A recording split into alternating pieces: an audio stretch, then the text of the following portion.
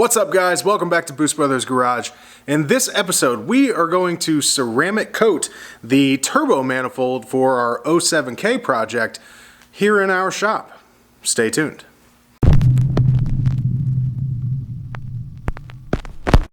First, why would we ceramic coat our header? That's pretty simple. A few things. One, this being a cast iron manifold, it rusts and it doesn't look great. As you can see, it's already got quite a bit of surface rust on it, which I'm going to throw in the blast cabinet and get that off before I ceramic coat it.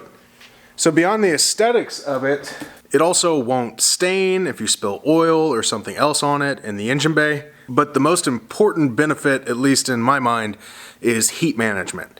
So once you ceramic coat your exhaust manifolds, headers, whatever it is, a turbine housing, you're going to reduce the underhood temp, which is obviously important for any sort of performance build. From the research I've done, you can see like 100-degree reduction in underhood temp after ceramic coating headers. And also, this being a turbo build, it helps to keep that heat in the header, and that heat and exhaust energy is what spins your turbo. So the more heat you can keep in there, the better your turbo is going to perform, respond, spool, whatever you want to call it. Now, there are a number of different ways to ceramic coat stuff for your car. One, there's a company called Jet Hot. They've been around forever. You ship your stuff to them, they ceramic coat it, send it back to you. Another is White Lightning. I think it's called White Lightning. Anyway, it's a real old school coating. A lot of the old drag racers used it. If you see it, it's white. I think the only color that it came in is white, and it's even got kind of a rough finish to it. It works incredibly well, but I don't like the looks of it. But neither of those things are what this video is about. This video is about Cerakote. This is not a sponsored video. This is something that we decided to do. A lot of my research, Cerakote kept coming up. The military uses it, but it's getting a lot more popular in the automotive and motorcycle community as well. They've got a couple different products. Actually, they've got a number of different lines, but for what you and I are talking about, they've got some high temp coatings, and they have an air cure and an oven cure. We went with the air cure. It's supposed to be good to like 1600 degrees Fahrenheit. You don't have to throw it in an oven after you're done with it. It does take a while to cure though. It takes 30 minutes to be tack free, a full 24 hours before you should install it or ship it or do anything like that, and it's fully cured after 5 days. So tonight, I'm gonna blast the manifold. I'm gonna apply this stuff, or at least attempt, because I've never done it, and it's super, super thin. So I'm hoping I don't get runs all over the place. And then once we get the engine in the car and get it on the dyno and get to beat on it, we can actually see how well it performs.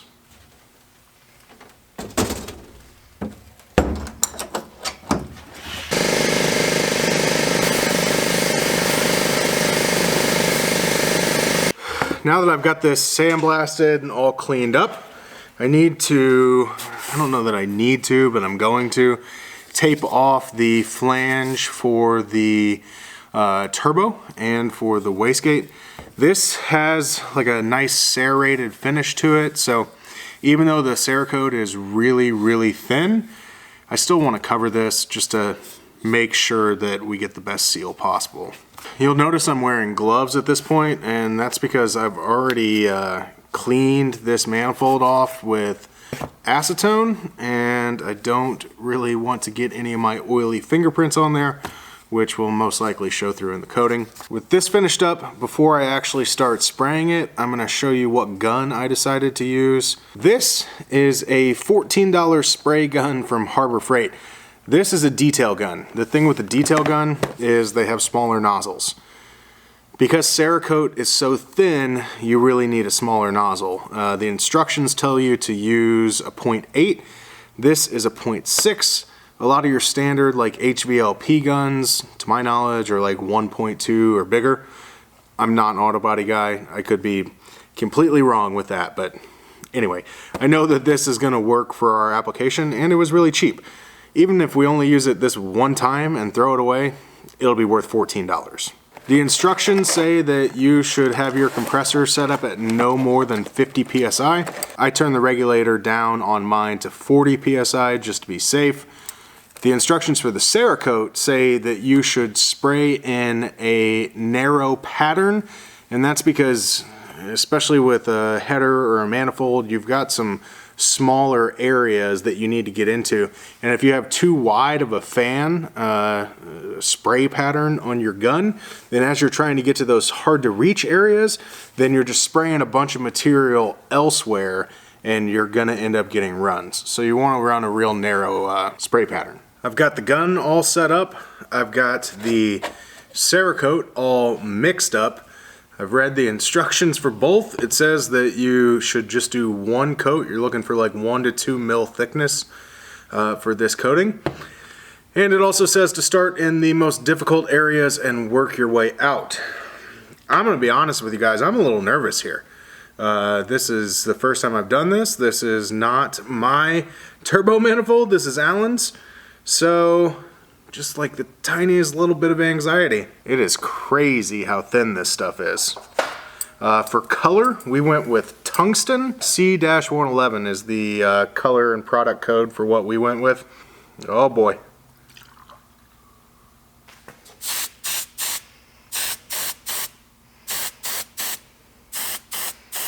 I like this little gun.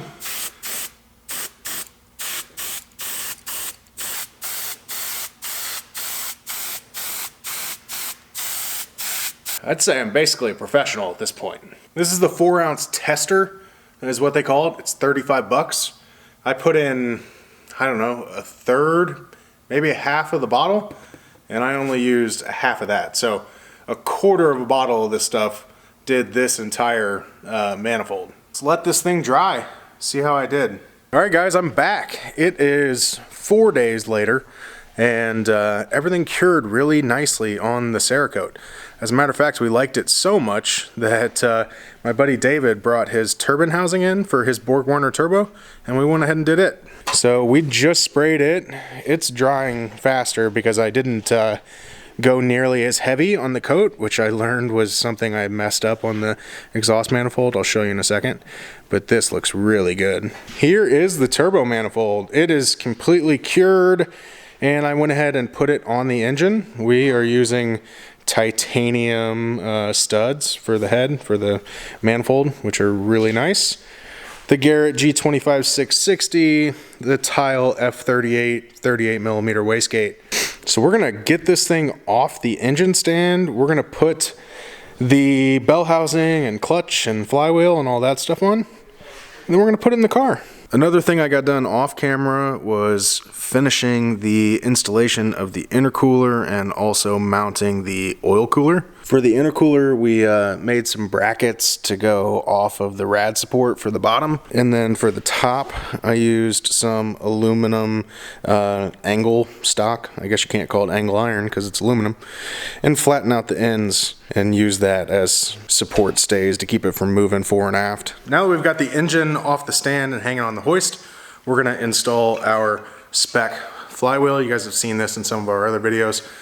One very important note, these bolts right here come with the spec flywheel. However, they will not work. They will, but they're not to be used with our bell housing and pilot bearing adapter. Because this pilot bearing adapter goes on, these actually are a hair short, the bolts from spec. So we supply longer bolts that are required in the bag of stuff that comes with the bell housing. So when you're doing this, make sure you're using those longer bolts. It's really important. One of the other things we're doing, we went to Integrated Engineering and we bought this friction disc. This disc just goes behind the flywheel. It goes in between the flywheel and the crank, and it's got a little bit of grit on each side, and that's supposed to help keep the flywheel from moving at all if there's any slop on the bolts. It helps with the strength on the 6-bolt flywheels before you go and upgrade to like the TTRS crank that goes 8-bolt. So we're gonna put the friction disc on, we're gonna use the longer bolts, and we're gonna install the flywheel.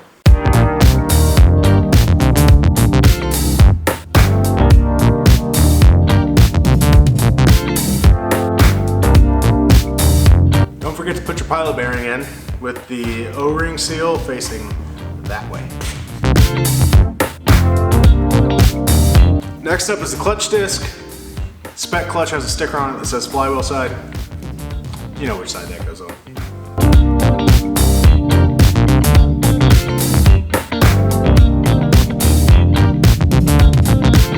It's now time to drop the engine in the car for good. We got the bell housing on as well. It's kind of hard to see, but we do have the lower sump on the oil pan. So this time we have the subframe hanging down, and we're going to install the engine with the lower sump in place, and then we won't have to worry about potential leaks later on down the road.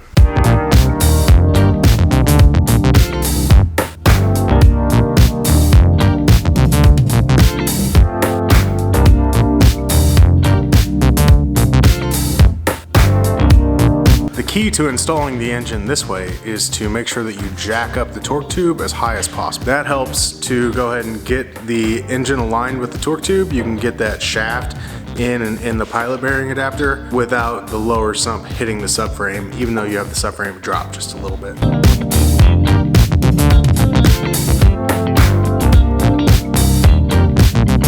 It fought us a little more than normal this time. We've done this, I don't know, 6, 7, 12 times between all the development stuff and building my NA car first. I don't know why it was so difficult tonight, but it's in, and that's obviously what matters. Now we can move full steam ahead. We can start to do all of the final intercooler plumbing. We can do the exhaust. We can plumb the turbo itself with oil feed and drain, as well as the cooling water. I feel like we're kind of on the downhill slope right now, which is a good feeling. As always, thanks for watching, guys. If you enjoyed this comment, make sure to click that subscribe button, and we'll see you next time.